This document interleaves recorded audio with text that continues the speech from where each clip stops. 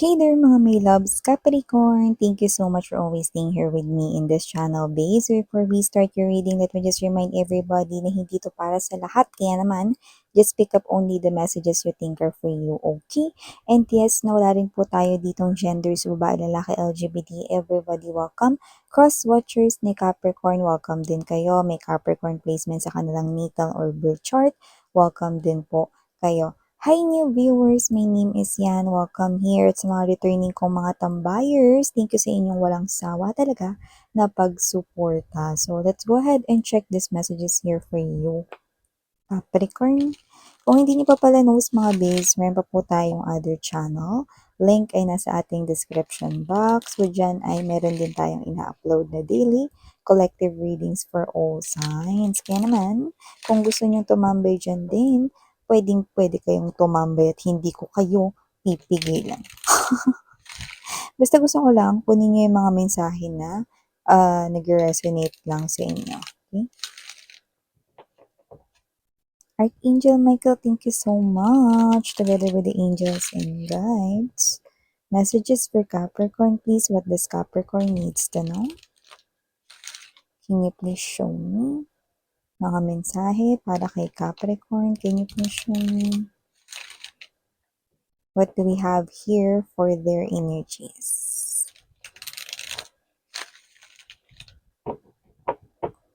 Okay, so let's go ahead and see these cups. So guys, you have here the Justice energy, followed by the King of Coins.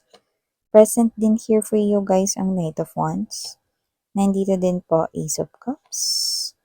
We have here also for you guys the Two of Coins. Present din ang King of Cups. We also have here bottom of the deck for you guys Knight of Cups, Knight of Swords.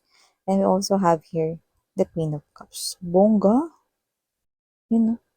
Unahin na natin tong bonggang mensahe na kuha natin dito, Cups. Nakita ko dito ng dalawang person na maaring mag-clash or maaring magkainitan dito, no? Or mag-away just because of you, you know? Kasi parehas kanila ritong gusto. Yung isa, possible na hindi pa rito umaamin na gusto ka, pero possible na maaring pag nag-reveal na siya ng emotions and feelings sa'yo na magkaroon na rito ng competition between two people right here. So, yung iba, no, maaring clueless pa kayo ngayon, like, Miss Yan, isa lang naman yung may gusto sa akin eh, you know? Or Miss Yan, pwede ba ako dyan? Wala namang may gusto sa akin. Yun ang akala mo, babes. May mga mata rito nakatingin sa iyo rito, no? And dito kasi sa mensaheng ito, posibleng hindi pa talaga ito nangyayari like right now. Pero, very pretty soon, no? Ano ba ang pretty soon? Ibig sabihin, malapit na, no? Kaya naman, okay, meron tayong nakikita dito, mapasingle ka man ngayon, may gusto ka man ngayon sa, may alam ka man na may gusto sa'yo ngayon, no? Alin man do'n, nakikita ko dito 'no, na pag-aagawan ka ng options dito when it comes to love. Yung iba mga babes 'no, hindi lang 'yan dalawa but 3, 'yan. So maliban diyan 'no, bakit nga ba pinag-aagawan ka nila? Lumalabas kasi dito na ang dahilan kung bakit ka nila nagustuhan ay dahil nakikita nila sa'yo ang kanilang mga nanay. So yan mga babes, so nanay or tatay, wala tayong gender dito, no? Hindi dahil matanda kayo sa kanya, kundi mga babes, no, tinataglay ninyo, no, yung mga katangian, no, ng kanila ritong mother. Kung yung iba naman hindi mother, possible na yung ate nila, no, or yung energy rito, no, ng isa sa special na babae sa kanilang buhay, no, nakapamilya nila, no, ang nakikita nila sa iyo. So, nakakita sila rito ng potential ng marriage sa inyo, mga babes. Ang taray, no? So, may ganun tayong energy rito, no? And yes, tama ka. With the Justice card energy, Ace of Cups, no? Isa na po sa kanila ang makakatuluyan mo. Yan ang bongga. With the Justice card energy, Ace of Cups, so nakakata tayo rito ng pag-ibig na magsisimula at siya na rin ang magiging happy ending mo, Capricorn. Bongga. Kasi kung sino man itong energy na to, nakikita ko dito na ngayon pa lang, ay nakikitaan ka na niya rito ng potential na maging kanya ritong wife or husband. Kaya naman, LGBTQs, of course, welcome din kayo mga sweetheart. Kaya naman, nakikita ko kayo rito na siya na yung makakasama ninyo habang kayo ay nagsispend ng time and life here on earth. Yan. At may pagtutulungan dito ha. Nakikita ko na magiging giving siya sa'yo rito, no? At hindi ko nakikita na pagdadamutan ka niya na when it comes to salapi or money. Okay? So, magiging very generous. And dito mo mararamdaman sa kanya yung overflowing love and affection. Wow! So, maliban dyan, nakita rin ako rito ng energy mga babes, no?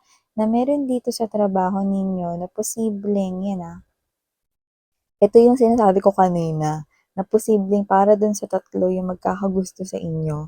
Meron ditong isa pa na posibleng matagal niya nang tinatago, like matagal na, pwedeng ito talaga literal na matanda sa inyo sa edad na kukuha natin yon. So, pwedeng boss type of energy, someone na senior, hindi senior citizen, okay, someone na senior sa inyo sa trabaho. Pwedeng nauna kasi siya dyan na mag-work, no, or whatever, no. So, pwede rin naman na siya yung superior mo, boss mo, yan, may mga ganon. So, kung sino man dito yung energy na posibleng maging tatlo, kagaya na binanggit ko kanina, yung options mo when it comes to love, Capricorn, no, lumalabas na yung isa, is possible na nasa loob ng trabaho mo.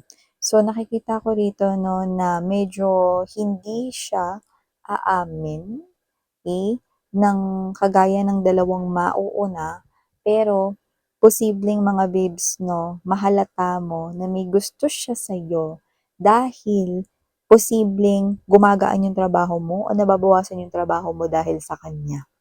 Yan. At magiging kapansin-pansin ito, no, dahil nakuha ko rito na kung katrabaho mo yan o nasa loob yan ng trabaho, maaaring pagtampulan yan ng chismis at rumors. Pero yung chismis at rumors ay may katotohanan dahil totoo naman talagang may gusto yan sa inyo. Pero yung pag-amin, hindi ko pa nakikita.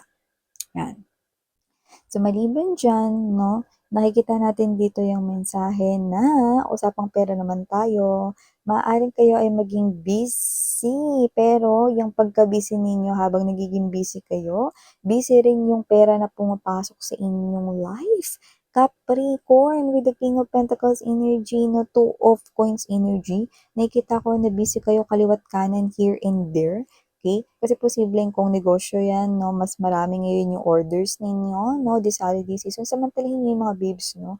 Kasi ngayon talaga yung mataas na chance, no, or opportunity, no. Lalo na kung ang inyong negosyo ay may kinalaman sa food and drinks, yan, no. So, kung ano man ito na pwedeng yan kasi ay bulk orders or bultuhan, no, yung order sa inyo. So, more order, more money. See, nagiging attractor kayo ngayon ng kaperahan, 'no? Minsan para naman din sa mga walang negosyo pero nagtatrabaho kami dito, meron din dito, you are also a magnet here, for money. So, nakikita ko rito, 'no, na magiging busy kayo rito, 'no, sa inyong work, okay?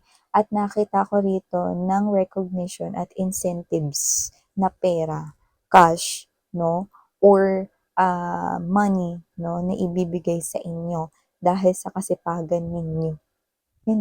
Meron kayo ditong makukuha, no, at hindi lang yan. Meron kayong mga ano yung tawag dun, yung parang mga clients yung kumpanya ninyo kung saan merong mga magbibigay ng regalo sa'yo, no? At yun yung mga naka-communicate mo possible through emails, no? Yung mga nagiging kakilala mo, no? Or nakikilala mo, no? Because of your work, nakakasalamuha at nakakausap, no? More likely through calls or through emails, no? So, marami ka rito. Alam mo yung energy na dati, ang mga natatanggap mo lang na regalo ay galing sa mga ninong at ninang mo. Pero ngayon, mga babes, may mga matatanggap kang regalo sa mga nakakausap mo through your work. Yan, no? Ang taray, nakita ko rito na more likely, yung mga makukuha mo is mga food. Parang, let's say, cookies, no? Or let's say, chocolates, mga ganyan, no? Kape, yan mga babes, no? Ako, favorite ko yan. Mga ganun yung nakikita ko matatanggap mo 'no, pero madami, bongga guys 'no. Worth for sharing yung mga matatanggap mo dito 'no. So, magdala ka na ng eco bag at tote bag 'no, dahil hindi lang yan ang maiuuwi mo, ayan 'no, hindi lang yung paham ng inyong kumpanya rito 'no or, pa-fruit basket 'no or whatever, Christmas basket 'no, kundi nakikita ko rin na may mga mapapanalunan ka through games and raffles. Kaya ano pang hinihintay mo, bilhin mo na yung pinakamalaking eco bag diyan, yung matibay-tibay mga babes 'no, kasi may na ano 'to, may nababanaag tayo ritong parang mabigat-bigat na maiuuwi mo 'no, baka yan ay appliances or, furnitures, mga ganyan. Okay. So, wow, ang taray na may pa-gano'n. So, maliban diyan 'no, sa ating, pa-Christmas dito sa inyong ginagawang trabaho 'no, meron din ditong mga nag-aasikaso ng mga papeles na parang medyo natagalan, natulog na parang mantika 'no, at kayo ito na parang inabot na kayo ng Pasko rito, wala pa rin paggalaw diyan sa pinoprosesong papeles ninyo 'no. Puwedeng yan ay kontrata or meron kayo ritong inaasikaso ng mga important documents 'no, na natulog na parang mantika. So, may paggalaw na tayo diyan 'no, maganda na yung magiging flow niya with the Justice Ace of Cups energy.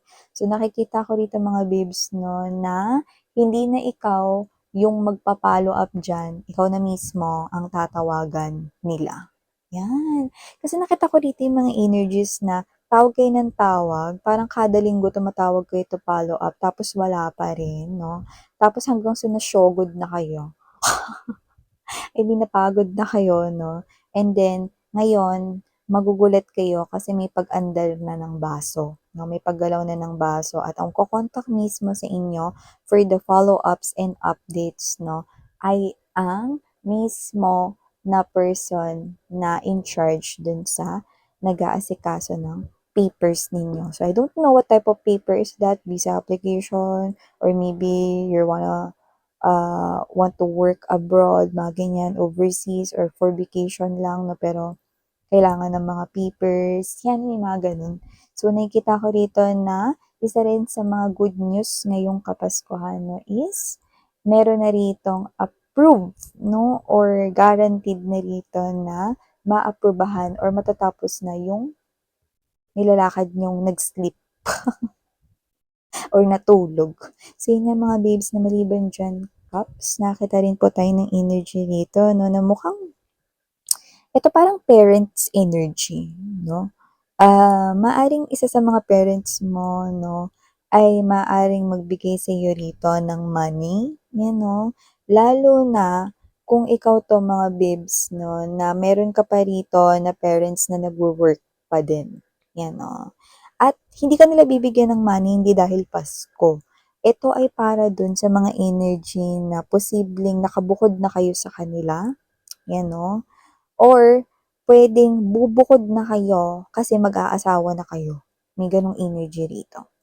'Yan 'no. So, parang gift 'yun sa inyo ng parent or parents ninyo 'no, yung perang inipon nila.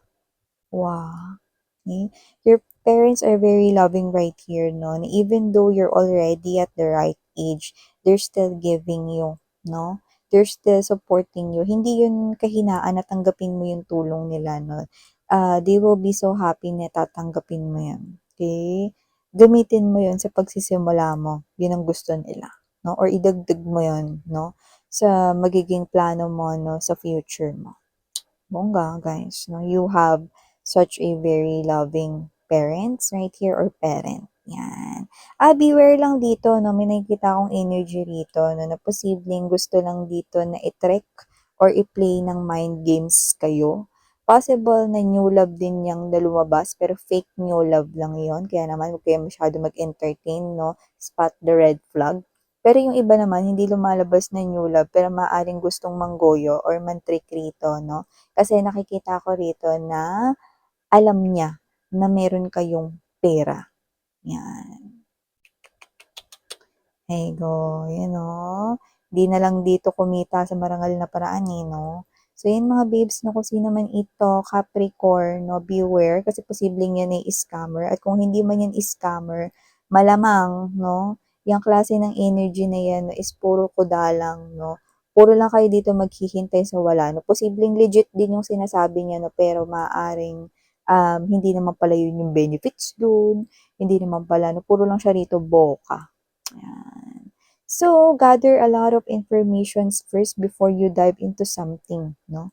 Okay, so thank you so much Capricorn Sarang Hiyo. Muli ako si Yan. Love and light. Annyeong!